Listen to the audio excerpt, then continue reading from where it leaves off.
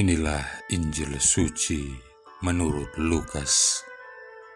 Genaplah bulannya bagi Elisabet untuk bersalin, dan ia melahirkan seorang anak laki-laki. Ketika para tetangga serta sanak saudaranya mendengar bahwa Tuhan telah menunjukkan rahmat-Nya yang begitu besar kepada Elisabet, bersukacitalah mereka bersama-sama dengan dia. Maka datanglah mereka pada hari yang ke-8 untuk menyunatkan anak itu, dan mereka hendak menamai dia Sakaria menurut nama bapaknya. Tetapi Elisabet ibunya berkata, "Jangan, ia harus dinamai Yohanes." Kata mereka kepadanya, "Tidak ada di antara sanak saudaramu yang bernama demikian." Lalu mereka memberi isyarat kepada bapaknya untuk bertanya nama apa yang hendak diberikannya kepada anak itu. Sakaria meminta batu tulis, lalu menuliskan kata-kata ini. Namanya adalah Yohanes, dan mereka pun heran semuanya. Seketika itu juga terbukalah mulut Sakaria, dan terlepaslah ikatan lidahnya, lalu ia berkata-kata dan memuji Allah.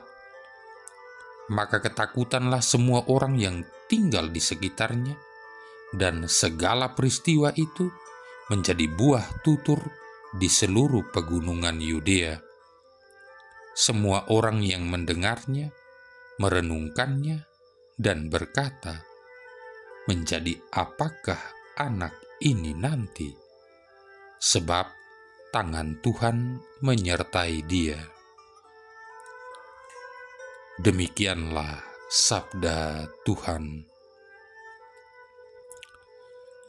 Saudara-saudari yang terkasih, nama Yohanes menunjukkan suatu kebenaran penting tentang kedatangan Tuhan ke dalam dunia.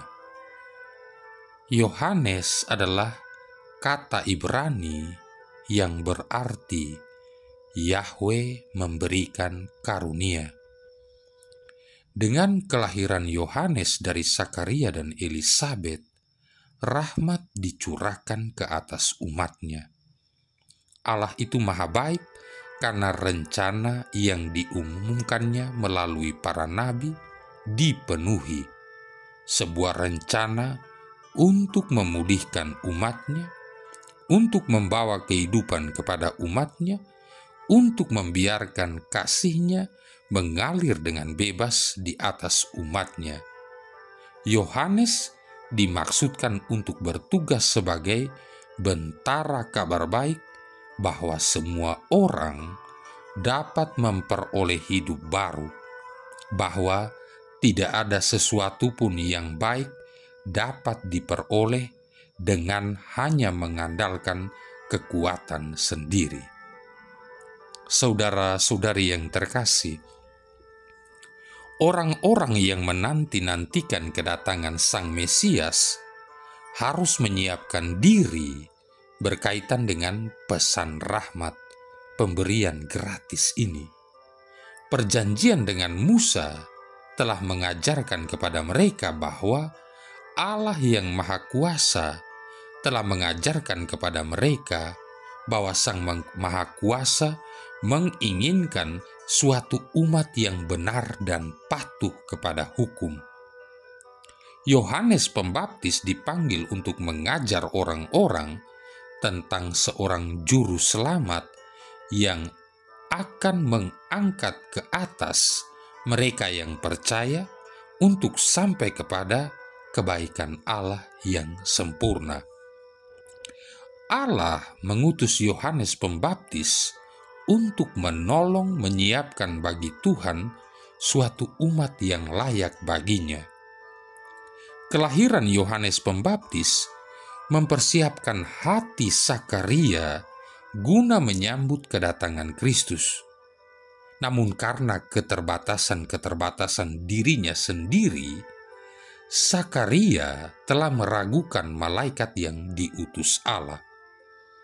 Pada saat anaknya siap untuk diberi nama, hati Sakaria telah berubah seluruhnya.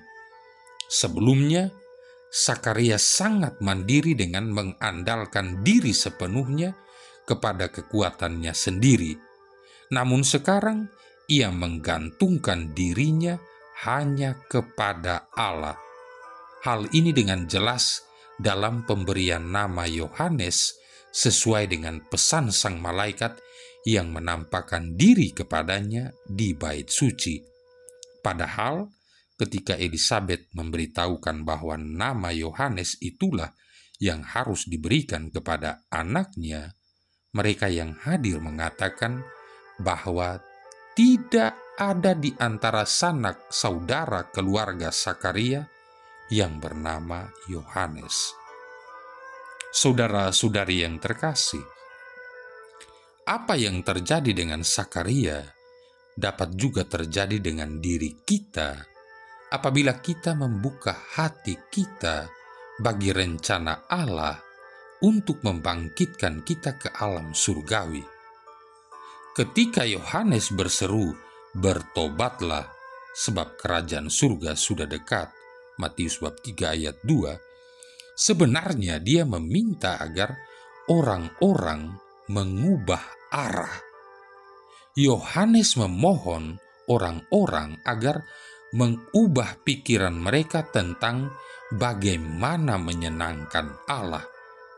Bahkan ada di antara kita yang percaya kepada Kristus, tergoda untuk mencari solusi atas masalah-masalah yang kita hadapi dengan hanya mengandalkan kekuatan-kekuatan kita sendiri, determinasi sendiri, talenta sendiri, dan lain sebagainya.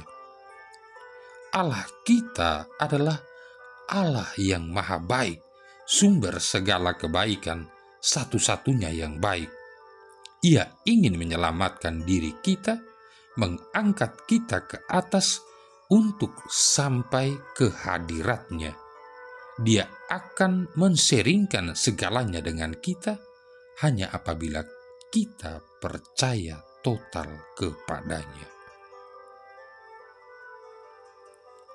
Marilah berdoa. Allah Bapa Maha Kuasa dan Kekal, hari kelahiran-Mu semakin mendekat. Sabda-Mu berkenan menjadi manusia dalam rahim perawan Maria dan tinggal di antara kami.